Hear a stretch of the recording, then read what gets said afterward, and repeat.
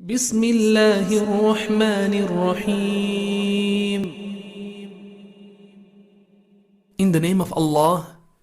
السلام عليكم ورحمة الله تعالى وبركاته. أكم جرتان خبجمو هردفتوتا وليف تيوب نجيني خيسان بدادا سنين جتشا سجنتا غويا برو قلما إتوت عليانتي ججيفمو إرتها صورا في غويا أرانتنا خلفني أنا في إبسا عمر. sagantaa kanarratti sheekooti gurguddoo yookaan ulamaa'i gurguddaadha kan argaman jechuudha. Sheekowwan akka Sheekh Amiin Ibroo ulamoota magaalaa Dirree Dhawaatti Oromiyaa Itoophiyaan qabdu keessa. Akkasumas Sheekh Badru Hussein magaalaa Finfinnee kan jiraatus guyyaa boruu magaalaa Dirree Dhawaatti argamuudhaan sagantaa kanarratti kan qoddatu ta'a.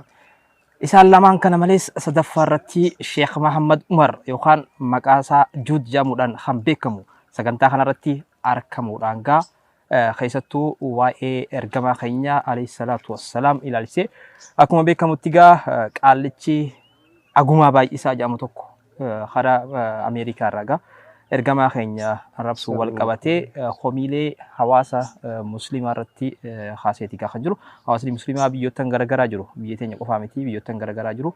Haalattiin homii haasanii itti jira. Kana ilaalchisuudhaan boruu sagantaan kan gaggeeffamu ta'a. Guyyaa boruu sagantaan kan jalqabu galma Itiyoo Xaaliyaanitti guyyaarraa sa'a 2 fi ganamarraa jechuudha. Sa'a 2 fi daqiiqaa 30tti jalqabeeti sagantaan kan jalqabu. Achirra dhuftanii sagantaa kana akka qooddattanii akkasumas gorsa bareedaa irraa fudhattan nutis warreen hordoftoota waliif tiyuub taatanii fi akkasumas muslima maraafuu guyyaa arraantanaa sagantaa kana dhiyeessina jenneeti kan asitti argamne.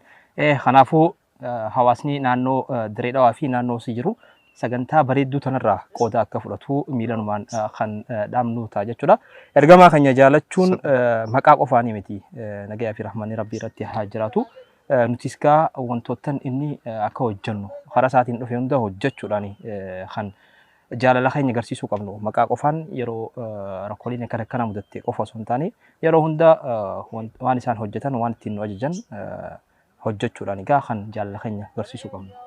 Kanaan wal qabatee keessaan jaalachuun nurratti dirqama ergamaa keenya alayhi salaatu wassalaam guyyaa boruu kanaan wal qabatee sagantaa kanarratti akka hirmaattan nuti gamanumaan isiniif dhaamna.